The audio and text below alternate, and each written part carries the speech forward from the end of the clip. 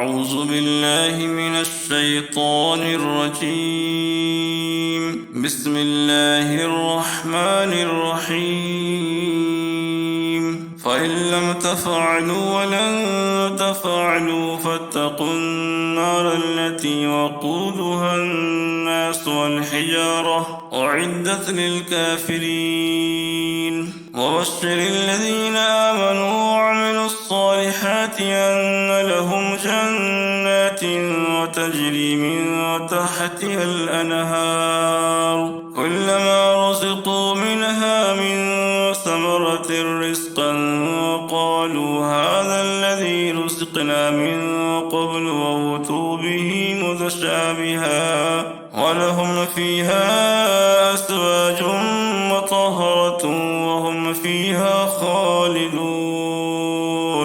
إن الله لا يستحيي أن يضرب مثلا ما بعوضة فما فوقها فأما الذين آمنوا فيعلمون أنه الحق من ربهم وأما الذين كفروا فيقولون ماذا أراد الله بهذا مثلا يضل به كثيرا ويهدي به كثيرا وما يضل به إلا الفاسقين الذين ينقضون عهد الله من بعد ميثاقه ويقطعون ما أمر الله به أن يوصل ويفسدون في الأرض أولئك هم الخاسرون.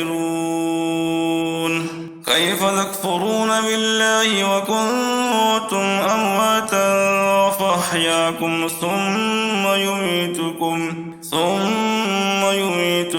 ثم يحييكم ثم إليه ترجعون. هو الذي خلق لكم ما في الأرض جميعا ثم استوى إلى السماء فسواهن 7 سماوات وهو بكل شيء عليم. وإذ قال ربك للملائكة إني جاعل في الأرض خليفة قالوا أتجعل فيها من يفسد فيها ويسفك الدماء ونحن نسبح بحمدك نقدس لك قال إني أعلم ما لا تعلمون. وعلم آدم الأسماء كلها ثم عرضهم على الملائكة فقال أنبئوني بأسماء هؤلاء إن كنتم صادقين. قالوا سبحانك لا علم لنا إلا ما علمتنا إنك أنت العليم الحكيم. قال يا آدم أنبئهم بأسمائهم فلما أنبأهم بأسمائهم قال ألم أقل لكم إني أعلم غيب السماوات والأرض وأعلم ما تبدون وما كنتم تكتمون. وإذ قلنا للملائكة اسجدوا لآدم فسجدوا إلا إبليس أبى واستكبر وكان من الكافرين. وقلنا يا آدم اسكن أنت وزوجك الجنة وكلا منها رغدا حيث شئتما ولا تقربا هذه الشجرة فتكونا من الظالمين.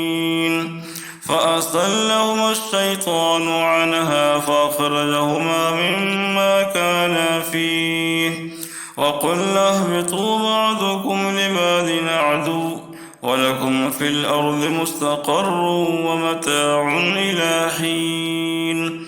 فتلقى آدم من ربه كلمات فتاب عليه إنه هو التواب الرحيم. صدق الله